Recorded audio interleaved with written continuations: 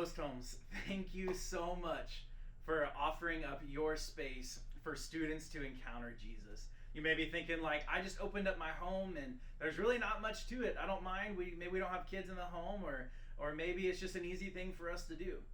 Well, I want you to know that it's not just opening up your home. You're allowing students an opportunity to go into a space where they can truly encounter Jesus, they can encounter true friendships, and they can encounter a space where they can truly be who they are. And I believe that when we are who we really are, that God will begin to work in our lives in such a great way. And that happens whenever they have a place to go. So thank you for opening up your home. It really is one of, if not the most important things that we need for this weekend. So again, thank you, thank you, thank you.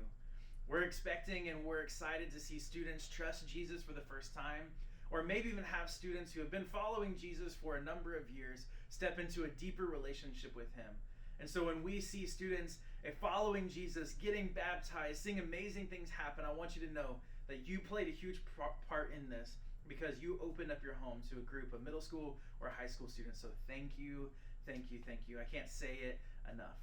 I wanted to give you a couple of words of advice or tips for how you can hopefully make the most of this weekend for both you and for your small group.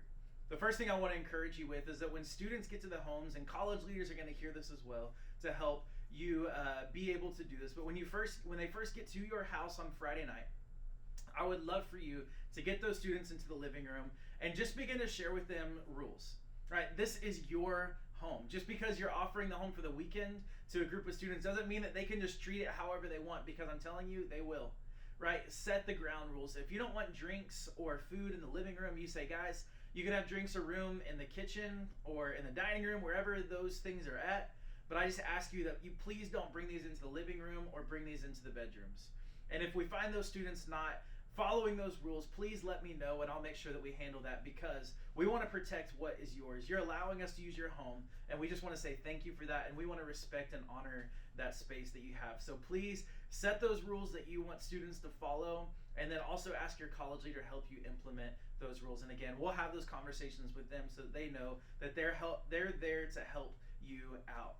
If you're able to talk about those rules, it really does free the college leaders to really just worry about the relationships with kids, to where they're not having to be this protector of rules or this police officer, but instead they're just there to build relationships and have fun. And so please have those conversations up front, because it'll help everyone out in the end, and we really just want to protect your space and we want to protect your home. And again, thank you for allowing us to use that place.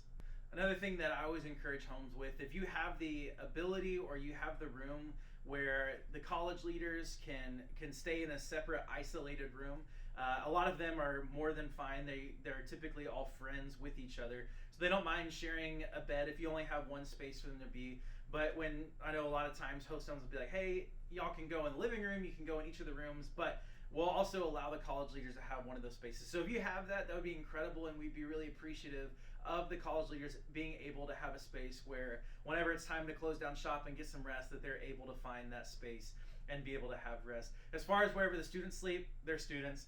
They are young and they can recover better than we can.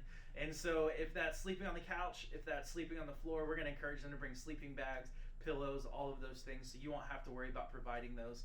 But just show them those spaces where they can sleep in. If it's kind of like, hey, wherever you want to go in this house, you're good, then hey, again, back to tip number one, it's your house, it's your rules.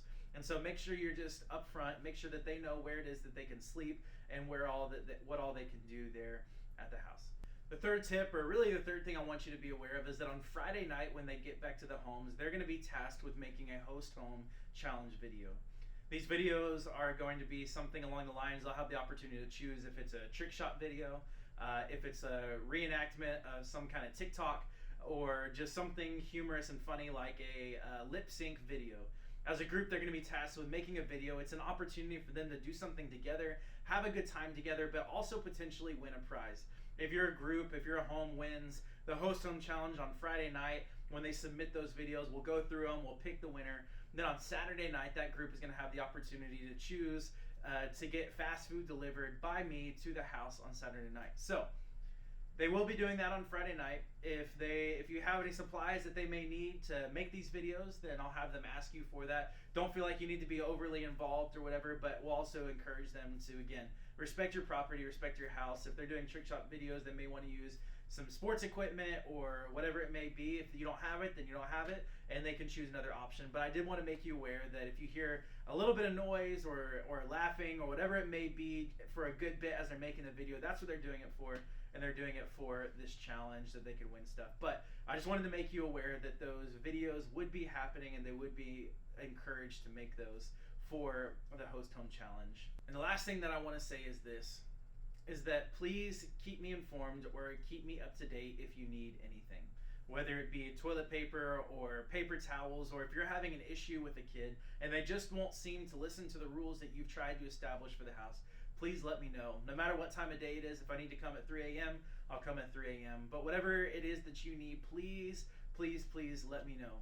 We want to respect your home. We want to respect your property. And you are allowing us to utilize your space. And again, we just want to say thank you for that. But please keep me updated if you need anything. If for whatever reason something comes up, or if you've already made me aware that you need help providing transportation for kids from your house and to the event, please let me know. We have several drivers who are going to be on standby, waiting and ready to come and pick up kids. Some of them are going to have a schedule of you need to be at this house at this time to bring students and to help fill in that gap. But if you need anything, please let us know and we'll make sure that we take care of it. Again, you guys are truly the heroes of the weekend, allowing us to utilize the home. It was at a weekend just like break weekend. When I was in 7th grade, I was sitting on the trampoline outside of my host home's house where I began having conversations with my college leader. And we began to have conversations of deep faith. I had grown up as a pastor's kid in the church. I knew who Jesus was. I got baptized when I was 7, but it never really clicked in my mind what it meant to really follow Jesus. In that conversation, I truly gave my life to following him. And now I've lived a life of hopefully more obedience than not, but also I've been living a life that God has set me up to be able to lead students into the same spot where I was led into in middle school and high school. And that's a deeper relationship with Jesus. And again, that happened when a couple said yes to opening up their home to a group of 7th grade boys. And then in those conversations, my life was forever changed. So again, what you do matters. You may be thinking it was an easy decision to let students come and stay in our home. It's really not that big of a deal. Well, I'm telling you it is a big deal because the conversations that happen in your home may bleed into eternity. And if that's not something to get excited about, I don't know what is.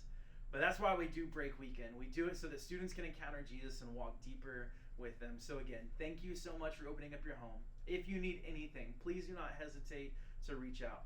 You're also going to be receiving a schedule so that you can know exactly what's happening, where you need to be, and when. And if there's anything, again, you need, any questions, any comments, any concerns, please do not hesitate to reach out.